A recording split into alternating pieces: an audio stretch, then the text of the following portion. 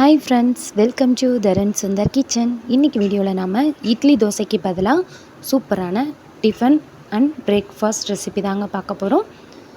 வாங்க வீடியோக்குள்ளே போகலாம். அதுக்கு முன்னாடி நம்ம சேனலை சப்ஸ்கிரைப் பண்ணாதவங்க ப்ளீஸ் சப்ஸ்கிரைப் பண்ணிக்கோங்க. கூடவே ஆளுங்கிற பெல் பட்டனையும் கிளிக் பண்ணிக்கோங்க. அப்போ தான் நான் போடுற வீடியோலாம் உங்களுக்கு உடனே நோட்டிஃபிகேஷனில் வரும். இந்த ரெசிபி ட்ரை பண்ணிங்கன்னா கண்டிப்பாக மறுபடியும் செஞ்சு பார்ப்பீங்க. அந்தளவுக்கு டேஸ்ட்டாக இருக்கும். வாங்க வீடியோக்குள்ளே போகலாம். இன்றைக்கி நான் 2 டம்ளர் புழுங்க அரிசி எடுத்துருக்கேங்க. நீங்கள் கடை அரிசி, ரேசன் அரிசி எது வேணாலும் எடுத்துக்கலாம். நான் 2 டம்ளர் அரிசி எடுத்திருக்கேன். 2 டம்ளர் அரிசிக்கு 3/4 டம்ளர் கடலைப்பருப்பு எடுத்திருக்கேன். கடலைப்பருப்புக்கு அப்புறமா ஒரு 1/2 டம்ளர் வெள்ளை உளுந்து எடுத்திருக்கேன். இப்போ இதெல்லாம் சேர்ந்து ஒரு 4 வரமிளகாய் சேர்த்துக்கிறேன். காம்பு எடுத்துடலாம், இல்லை அப்படியே கூட ஊறப்படனா போட்டுக்கோங்க. அதில் உள்ள காரம்லாம் நல்லா இறங்கிடும். இதை இப்போ நம்ம ஒரு 3லேருந்து 4 வாட்டி நல்லா கழுவிட்டு ஒன்றாவே ஊற போட்டுக்கலாம். தனித்தனியாக ஊற போடணுன்னாலும் போட்டுக்கலாம். நான் இன்றைக்கி ஒன்றாவே ஊற போட்டிருக்கேன். இதை இப்போ நம்ம ஒரு 2 மணி நேரம் நல்லா ஊற வச்சிடலாம். பாருங்கள் ஃப்ரெண்ட்ஸ், 2 மணி நேரம் ஆயிடுச்சு. சூப்பராக ஊறிடுச்சு. இப்போ நல்லா ஊறினதுக்கப்புறமா நம்ம தண்ணியெல்லாம் வடிச்சிட்டு கிரைண்டரில் போட்டு ஆட்டிடலாம். நீங்கள் கொஞ்சமாக ஊற போட்டிங்கன்னா மிக்சியில் கூட அரைச்சிக்கலாம். இப்போ நான் தண்ணியெல்லாம் இருத்துட்டு இதில் போட்டு நம்ம அரைச்சி எடுத்துடலாம். தேவையான அளவு கொஞ்சமாக தண்ணி ஊற்றிட்டு நல்லா ரொம்ப நைஸாக அரைக்கக்கூடாது, கொஞ்சம் கொரகொரப்பு இருக்கணும். அதுக்காக 1-2 அரைச்சிடாதீங்க. இப்போ நம்ம ஊற வச்ச மிளகாய் இருக்குதுல்ல, அதை கையாலேயே பிச்சு போட்டுடலாம். அப்படியே நம்ம போட்டோன்னா நின்றுக்கும் அரைக்காமல். ஆனால் ஆல்ரெடி ஊறிடுச்சு, அரைஞ்சிரும். அப்படி அரையாதுன்னு உங்களுக்கு டவுட் இருந்ததுன்னா பிச்சு போட்டுக்கோங்க. பாருங்கள் ஃப்ரெண்ட்ஸ், இப்போ இதை நம்ம நல்லா அரைச்சி எடுத்துக்கலாம். இதை அரைக்க ஒரு 20 நிமிஷம் ஆகும். பாருங்கள், இப்போ நான் இந்த மாதிரி அரைச்சி எடுத்திருக்கேன். நான் மாவு அரைக்கும் போதே உப்பு சேர்த்துட்டேன்.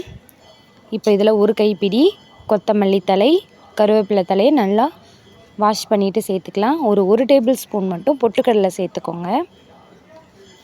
இப்போது 2 பல்லாரி வெங்காயத்தை பொடியாக கட் பண்ணி வச்சுருக்கேன், அதையும் சேர்த்துக்கலாம். வெங்காயத்தை சேர்த்துட்டு அதுக்கப்புறமா நம்ம ஒரு 1/2 டேபிள் ஸ்பூன் மட்டும் மஞ்சள் தூள் சேர்த்துக்கலாம். இதோட 1 டேபிள் ஸ்பூன் ஜீரகம் சேர்த்துட்டு ஒரு கைப்பிடி தேங்காவை குட்டி குட்டியாக இந்த மாதிரி பல்லாக கீத்தாக போட்டுக்கோங்க. நம்ம இந்த மாதிரி தோசை ஊற்றும்போது அந்த தேங்காய் நல்லா வாயில் கடிப்படும். அப்போது அடை ரொம்பவே டேஸ்ட்டாக இருக்கும். நம்ம தோசை மாவு பதத்துக்கு கொஞ்சம் திக்னஸ் இருக்கணும். அந்தளவுக்கு தண்ணி சேர்த்துக்கிட்டாலே போதும், ரொம்ப தண்ணி சேர்த்துடக்கூடாது. பாருங்கள், இப்போ இந்த அளவுக்கு நான் தண்ணி சேர்த்து மாவு ரெடி பண்ணிட்டேன்.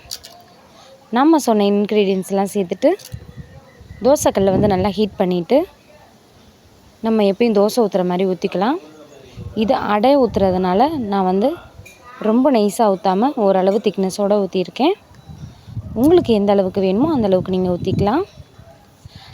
ஜீரகம் ரொம்பவே நல்லது. தேங்காயோடு சேர்த்து சாப்பிடையில் இது ஒரு புது விதமான டேஸ்ட்டாக இருக்கும். நான் ஆல்ரெடி அடை செய்வது எப்படின்னு ஒரு வீடியோ போட்டிருப்பேன்.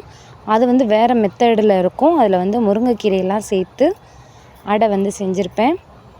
அது நம்ம சேனலில் ப்ளேலிஸ்ட்டுன்னு இருக்கும். அதுக்குள்ளே போய் பார்த்தீங்கன்னா பிரேக்ஃபாஸ்ட் ரெசிப்பியில் அந்த இதில் இருக்கும், போய் செக் பண்ணி பாருங்கள். இப்போ ஒரு சைடு நல்லா வெந்துருச்சு. இதை திருப்பி போட்டாச்சு. இப்போது 2 பக்கம் வெந்ததும் இதை நம்ம அப்படியே பிளேட்டுக்கு மாற்றிடலாம். இந்த அடைக்கு சைடிஷ்ஷாக நான் தேங்காய் சட்னி பண்ணியிருக்கேங்க. ரொம்பவே சூப்பராக இருந்துச்சு, ரொம்ப டேஸ்ட்டாக இருந்துச்சு. இதில் சின்னவங்கலேருந்து பெரியவங்க வரைக்கும் யார் வேணால் அந்த அடை சாப்பிடுவாங்க, விரும்பி. ரொம்பவே டேஸ்ட்டாக இருக்கும். நீங்கள் இது உங்கள் வீட்டில் ட்ரை பண்ணி பாருங்கள் ஃப்ரெண்ட்ஸ்.